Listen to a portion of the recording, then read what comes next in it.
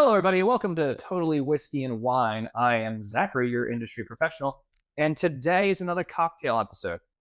What you see in front of you, I'll let you guess. It's a paper plane. It was in the thumbnail. How'd you get it wrong?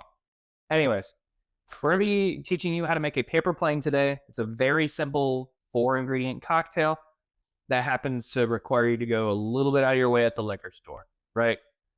Buffalo Trace, Aperol, lemon juice. Pretty easy to acquire. You can find these in just about everywhere. Aperol Spritz is super popular right now. Everybody at the liquor store has. Do you have any Buffalo Trace? So those are easy to get. You can squeeze some lemons. But this one here on the end, Amaro Menino, it's an Italian herbal liqueur. And this is the most expensive portion of this cocktail. Forget about Buffalo Trace. This is expensive stuff right here. But never mind that. Let's go ahead and get into it.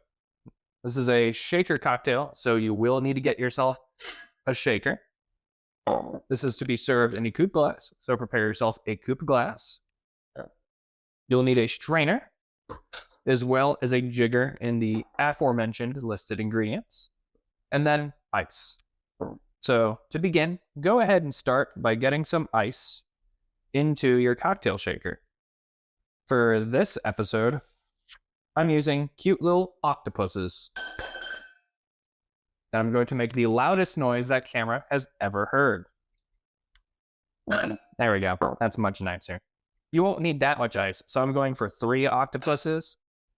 And then from there, the recipe calls for a 3/4 ounce pour of all of the listed ingredients. You could go for whatever. If you want to make it a little bit stiffer, go for a full ounce. But keep in mind, this is alcohol, this is alcohol, this is alcohol, this isn't. So this is a very boozy and kind of bougie drink. So I always like to start with the bourbon, set the base of the drink. So I'm going to go ahead and I'm going to pour myself a 3/4 ounce pour of Buffalo Trace. Get that in there. Then I will do my Aperol.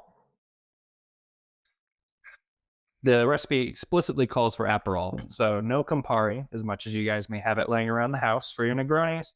We're not going to worry about that here. Instead, Aperol, just a little bit sweeter, what the recipe calls for.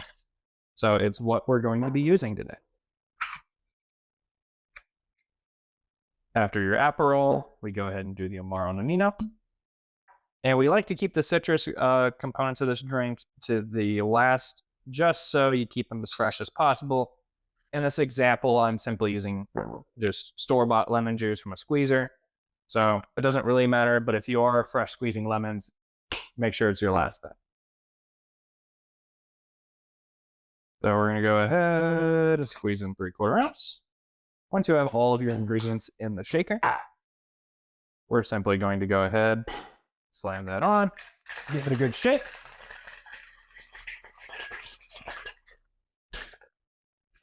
And go ahead, slap on the side, open it up, put the strainer in, and then you're going to go ahead and strain into your nice coupe style glass.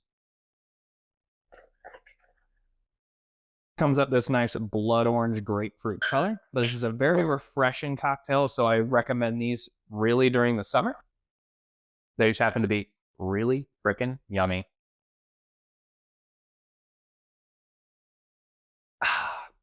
Cheers, everybody.